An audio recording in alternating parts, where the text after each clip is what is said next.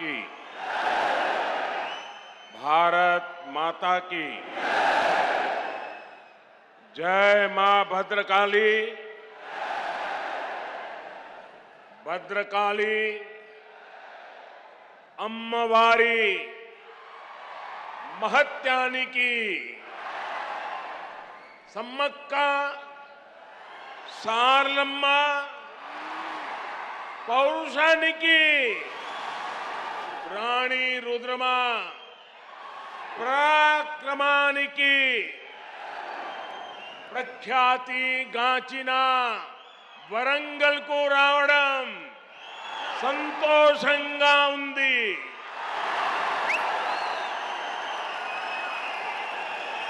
आज मैं एक बीजेपी कार्यकर्ता के रूप में वारंगल में आप सबके बीच आया हूं। ये क्षेत्र जनसंघ के जमाने से ही हमारी विचारधारा का मजबूत किला हुआ करता है। जब संसद में बीजेपी की सिर्फ 2 सीटें थी, तब हनुमान कांडा से सी जंगा रेड्डी जी सांसद हुआ करते थे। आज बीजेपी दुनिया का सबसे बड़ा राजनीतिक दल है, तो इसमें तेलंगाना की इस धरती की बहुत बड़ी भूमिका है। मुझे खुशी है कि अब यहां बीजेपी का निरंतर विस्तार हो रहा है। 2021 में यहां के म्युनिसिपल कॉरपोरेशन के चुनाव में बीजेपी अपने प्रभाव का ट्रेलर दिखा चुकी है। इतनी बड़ी संख्या में आप यहां पहुंचे हैं, इसका संदेश साफ है। अब विधानसभा चुनावों में बीजेपी यहां बीआरएस और कांग्रेस दोनों का पत्ता साफ करने जा रही है। साथियों, यहां आने से पहले मुझे तेलंगाना के विकास से जुड़े हजारों करोड़ रुपए के प्रोजेक्ट का शिलान्यास करने का अवसर मिला है। इनसे इस क्षेत्र में सुविधा तो बढ़ेगी ही, रोजगार के भी नए अनेक अवसर बनेंगे। पिछले 9 वर्षों में केंद्र की बीजेपी सरकार ने तेलंगाना के विकास के लिए पूरी शक्ति से काम किया है। आज तेलंगाना में करीब 36,000 करोड़ रुपए के नेशनल हाईवे प्रोजेक्ट पर काम चल रहा है। 2014 में तेलंगाना के लिए जो रेल बजट था, आज उसका 17 गुना 17 टाइम अधिक रेल बजट तेलंगाना के पास है।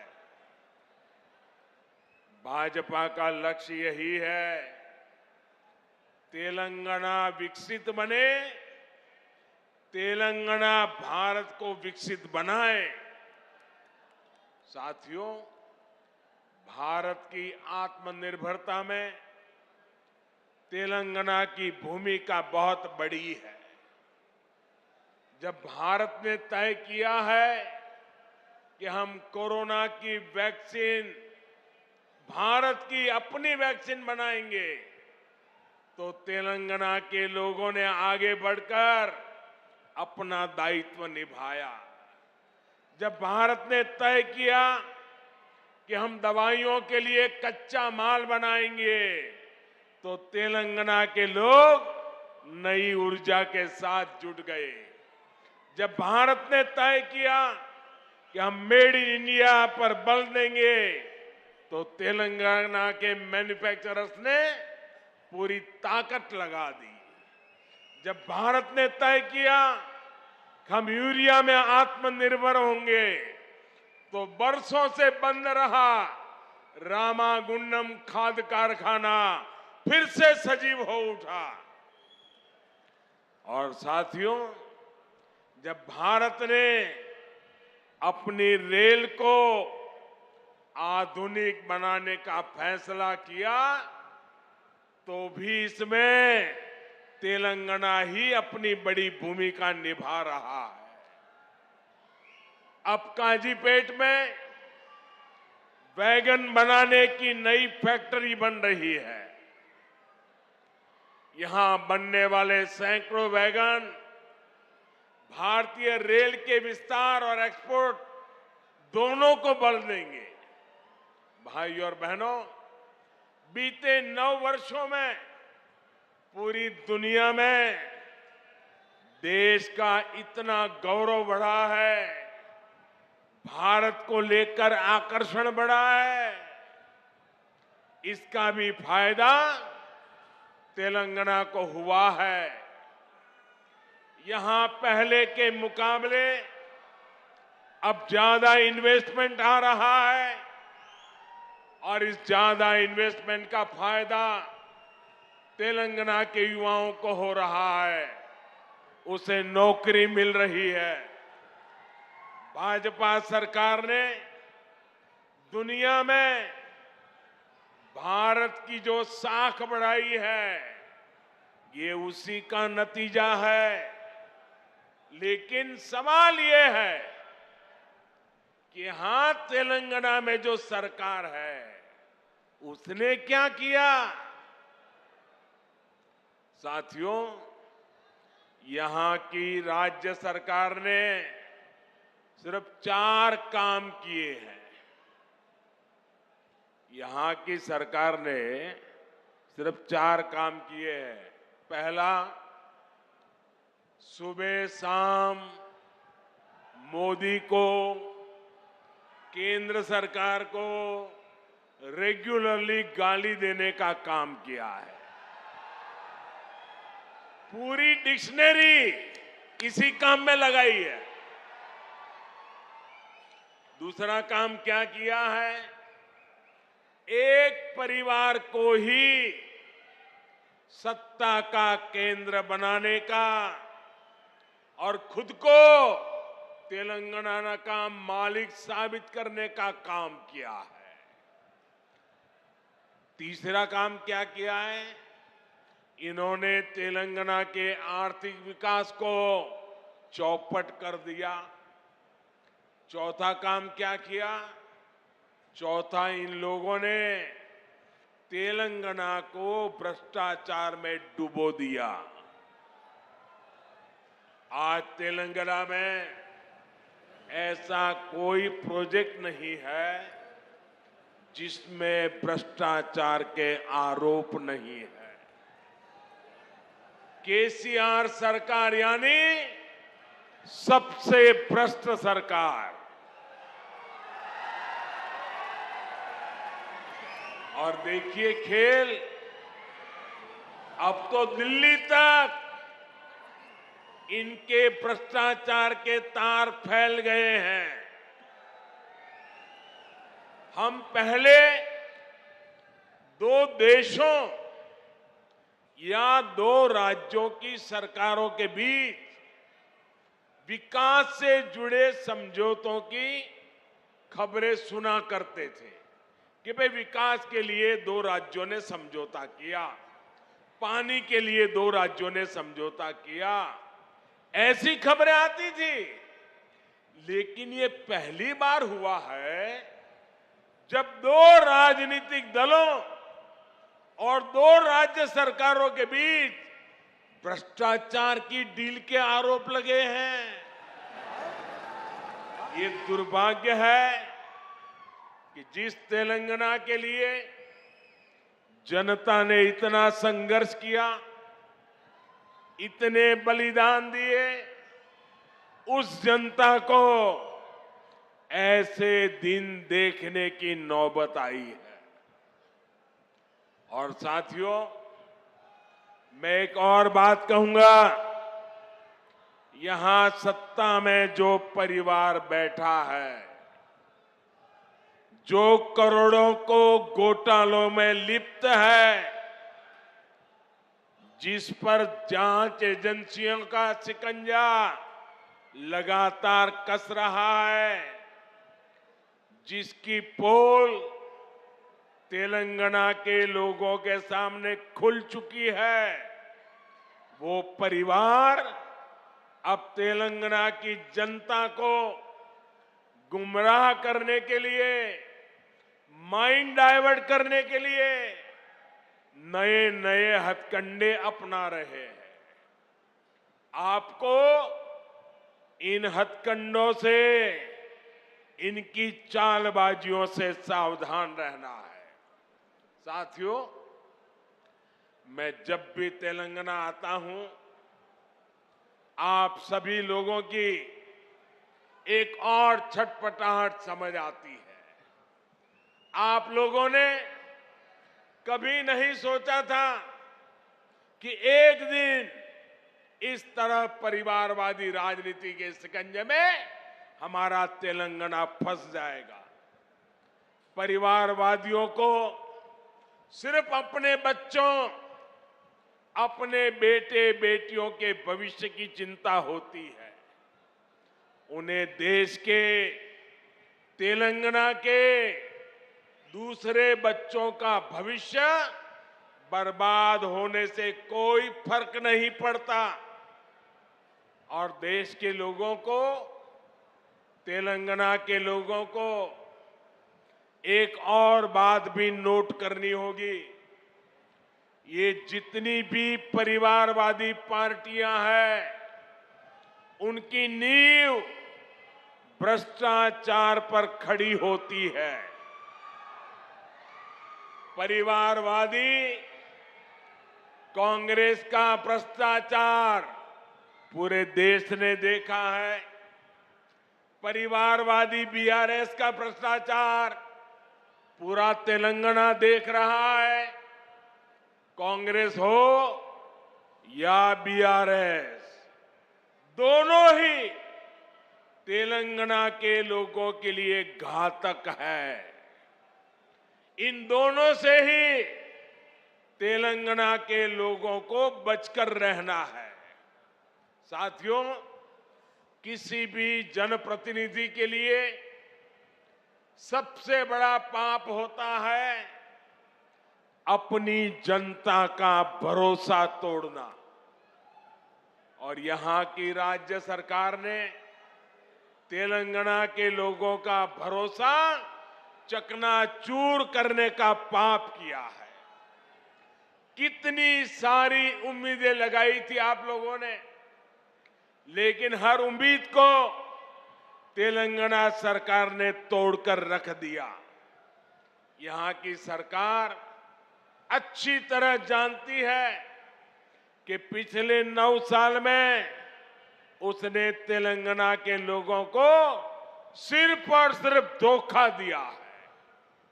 उसने राज्य में एक के बाद एक भर्ती घोटाले करके यहां के युवाओं के साथ विश्वासघात किया है। तेलंगाना आंदोलनों के वो दिन मैं कभी भूल नहीं सकता।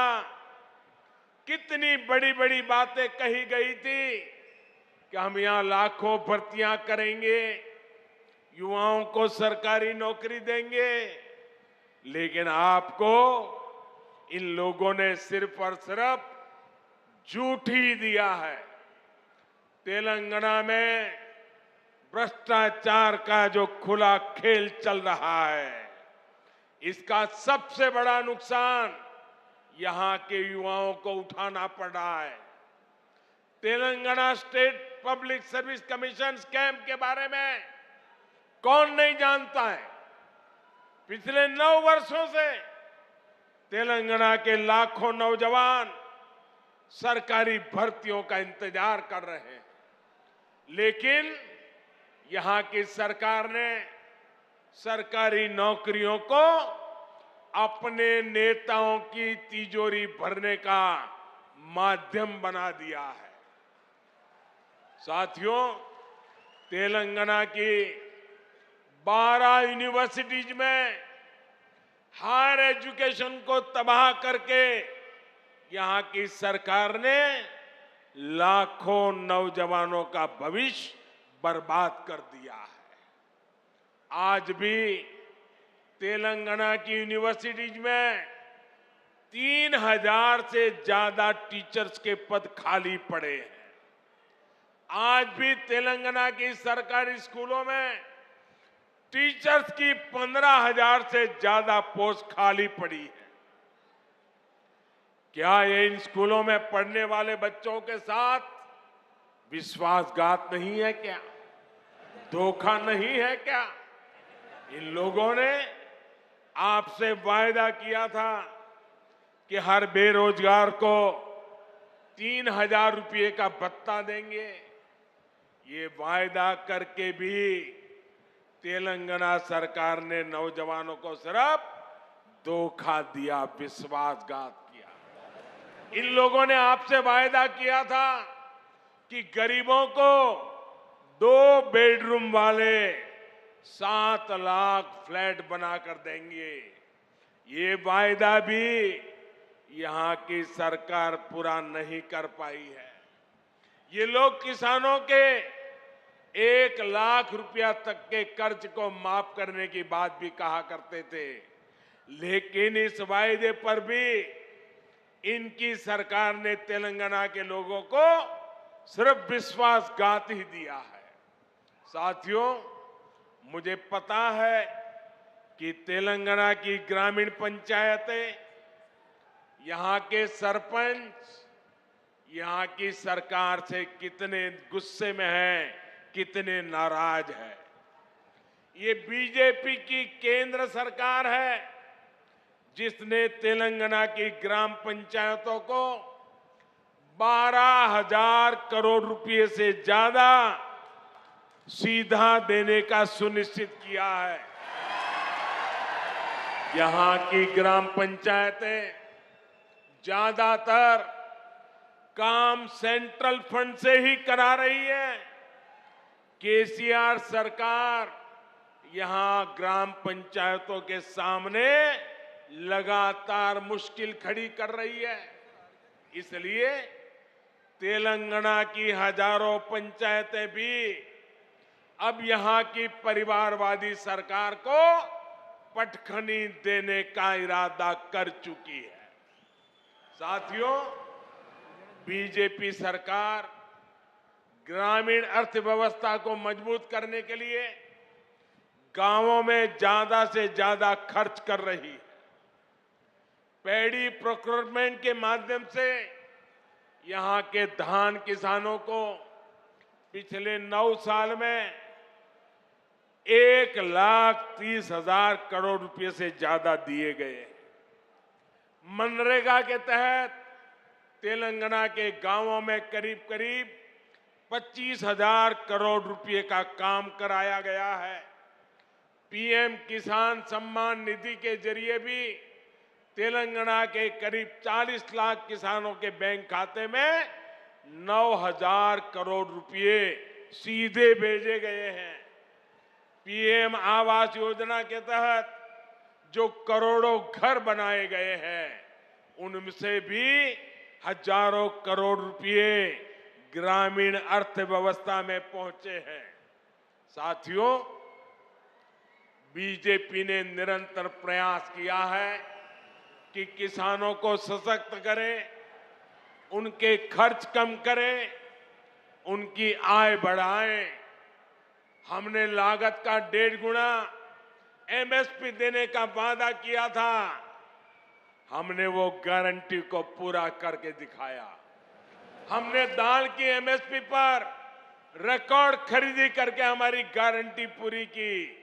हमने सिंचाई के नेटवर्क को सशक्त करने का वादा किया था, वो गारंटी भी हमने पूरी की। किसानों को कोल्ड स्टोरेज की दिक्कत ना हो, इसके लिए दुनिया का सबसे बड़ी भंडारण योजना पर पूरा काम हो रहा है। आप जानते हैं कि जो 7 मेगा टेक्सटाइल पार्क देश में बनने वाले हैं, उनमें से भी एक यहां तेलंगाना में बनने जा रहा है। इन सभी प्रयासों का लाभ यहां के किसानों को होगा, हमारे कॉटन ग्रोवर किसानों को होगा। भाइयों बहनों, तेलंगाना की सरकार ने गरीब, दलित, पिछड़े आदिवासियों को सिर्फ झूठे वादे दिए, झूठी घोषणाएं दी, लेकिन केंद्र की बीजेपी सरकार ने सही मायने में इन वर्गों को सशक्त किया है। वारंगल सहित इस पूरे क्षेत्र में बड़ी संख्या में आदिवासी और पिछड़े समाज के लोग रहते हैं। पहले की सरकारों में हमारे आदिवासी भाई बहनों के साथ सौतेला व्यवहार किया जाता था। सड़कें हो, पीने का पानी हो, स्कूल हो, अस्पताल हो, हमारे ट्राइबल भाई बहन का नंबर सबसे अंत में आता था। आदिवासी क्षेत्रों के विकास के लिए बीजेपी ने पहले की सरकारों की सोच और अप्रोच दोनों को बदल दिया। हमने आदिवासी क्षेत्रों में सैकड़ों नए एकलव्य मॉडल स्कूल खोले। हमने वन उपज के सही दाम देने के लिए एमएसपी का दायरा बढ़ाया। हमने जनधन केंद्रों के माध्यम से रोजगार के नए साधन तैयार किए। आज आप देख रहे हैं कि इन आदिवासी क्षेत्रों में 6 लेन के 4 लेन के हाईवे बन रहे हैं, इंडस्ट्रियल कॉरिडोर बन रहे हैं, मिशन मोड पर 4G नेटवर्क की सुविधाएं तैयार की जा रही है। आदिवासी परिवारों में सिकल सेल एनीमिया की बहुत बड़ी दिक्कत है। अब बीजेपी सरकार ने सिकल सेल एनीमिया को जड़ से हटाने के लिए भी अभियान शुरू किया है। साथियों, आजकल कुछ लोग चुनाव से पहले जनता को गुमराह करने के लिए झूठी गारंटी लेकर आ रहे हैं। बीजेपी चुनाव के लिए झूठी बातें या झूठी गारंटी कार्ड नहीं बांटती। अगर बीजेपी हर गरीब परिवार को मुफ्त राशन देने की बात करती है, तो पूरा राशन गरीब के किचन तक पहुंचता है। बीजेपी अगर आयुष्मान भारत कार्ड देती है, तो 5 लाख रुपए तक का मुफ्त इलाज हर गरीब परिवार को मिलने लगता है। अगर बीजेपी घर घर टॉयलेट बनाने का अभियान शुरू करती है, तो हर गरीब, दलित, पीड़ित, पिछड़े आदिवासी के घर तक सुविधा पहुंचती है। अगर बीजेपी गरीब परिवार की बहनों को नल से जल देने का भरोसा देती है, तो ये काम पूरा करके भी दिखाती है। तेलंगाना की जनता ये सब कुछ अनुभव कर रही है। इसलिए आज तेलंगाना की आकांक्षा है, आज तेलंगाना की आशा अपेक्षा है, अब की बार बीजेपी सरकार, अब की बार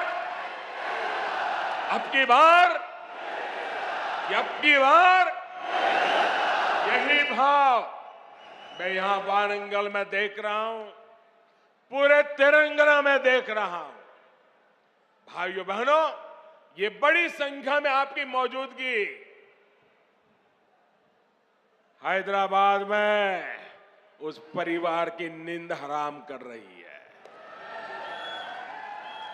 और मैं देख रहा हूं अब तेलंगाना के लोगों ने भाजपा की सरकार बनाने का फैसला कर लिया है।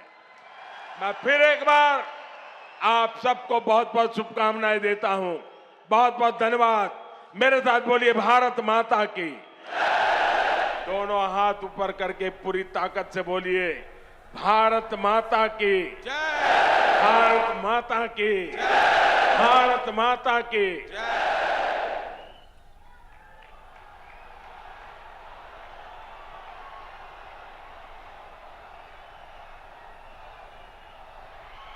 ప్రధానమంత్రి 30 సంవత్సరాల తర్వాత ఈ ఓరుగల్లు గడ్డపైన అడుగుపెట్టిన యొక్క నరేంద్ర మోడీ గారికి ఇంత ఘన స్వాగతం పలకడానికి ఇచ్చేశారు మీరు.